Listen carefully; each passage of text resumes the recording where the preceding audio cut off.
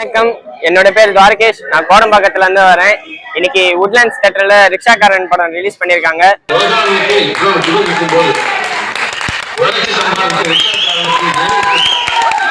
எம்ஜிஆருக்கு முதல்ல national award கிடைச்ச படம் இது.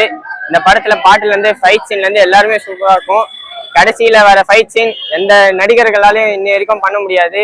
அந்த மாதிரி ஒரு நடிகர்கள் இப்போ வரைக்கும் இல்லை, இதுக்கப்புறமா வர முடியாது. அவர் மாதிரி ஒருத்தர் வரணும்னா அவரே பிறந்து வந்தாதான் உண்டு. இந்த படத்துல பொறுத்த வரைக்கும் பாரத ரத்னா விருது வாங்கினாரு.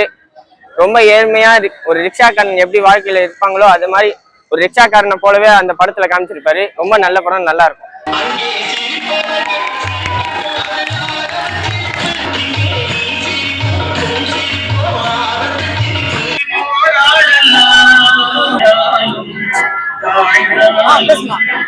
என் பேர் எம்ஜிஆர் சந்தானம், ஒரிஜினல் பேர் சந்தானம் கிருஷ்ணன்.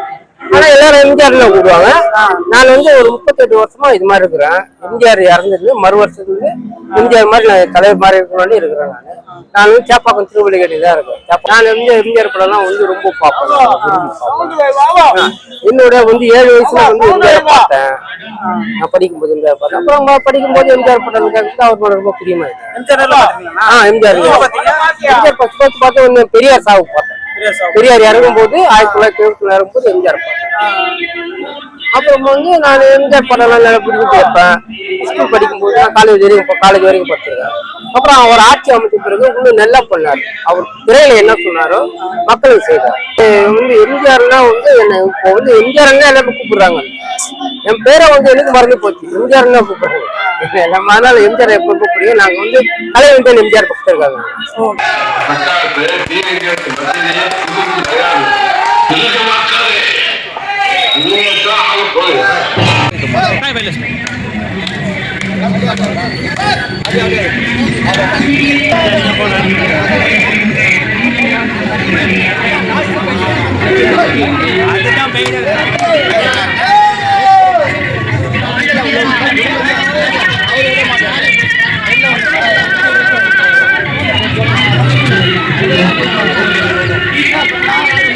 சட்டம் படிச்சது குற்றங்களை கலையத்துக்கு காப்பாற்றத்துக்கு இல்ல அப்படின்னு சொல்லி நீங்க சேர்த்தவங்க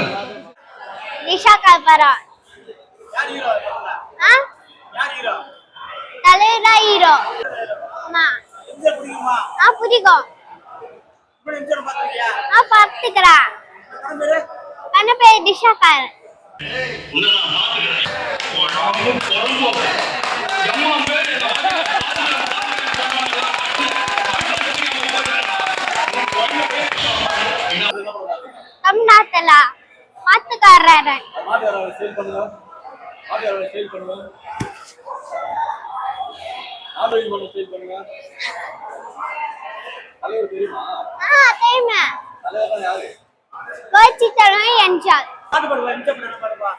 அலங்கிட்டி தமிழ் வர இவள்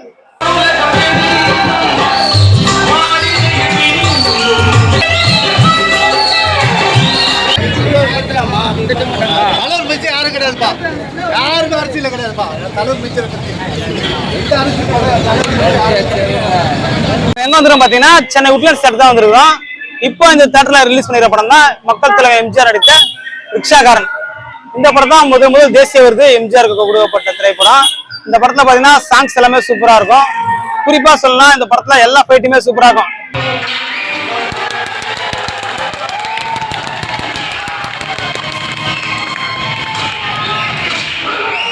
அது அந்த படத்துல கிளைமேக்ஸ்ல போடுற சுருள் சண்டை எம்ஜிஆர் தவிர தமிழ் சினிமால அதுக்கு முன்னாடியே சரி அதுக்கப்புறமாவும் சரி அந்த சண்டை யாருமே போடல. இந்த படத்துல தான் கதாநாயகனா மஞ்சு அறிமுகப்படுத்தப்பட்டது. எம்ஜிஆர் படங்கள திரைக்கதைகள்லாம் ரொம்ப அருமையா இருக்கும். குறிப்பா சொல்லலாம் ரிக்ஷாக்காரன் படத்துல திரைக்கதை ரொம்பவே அருமையா இருக்கும்.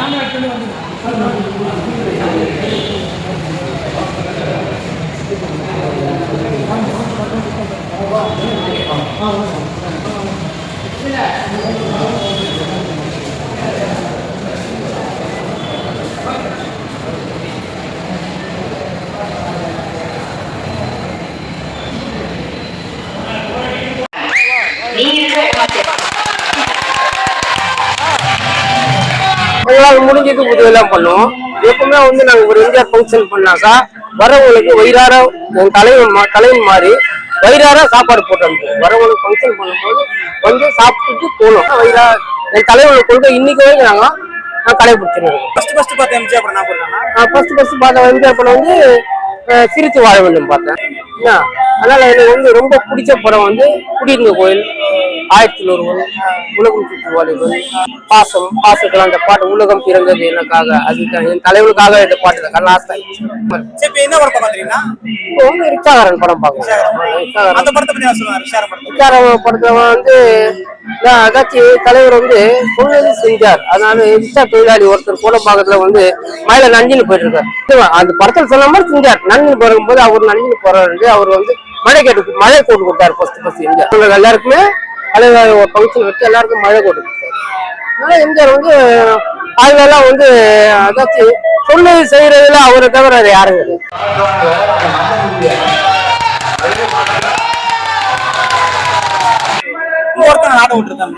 நான் வந்து பிஏ படிச்சிருக்கேன். நியூ காலேஜ்ல பிஏ படிச்சிருக்கேன்.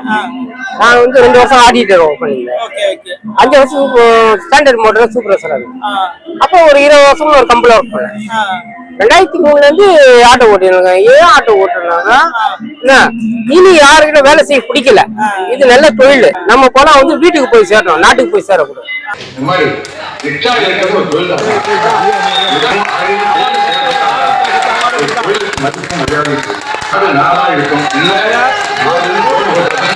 வரைக்கும் வந்து நான் வந்து எல்லாரும் கிட்ட அன்பாதான் பேசுவேன்.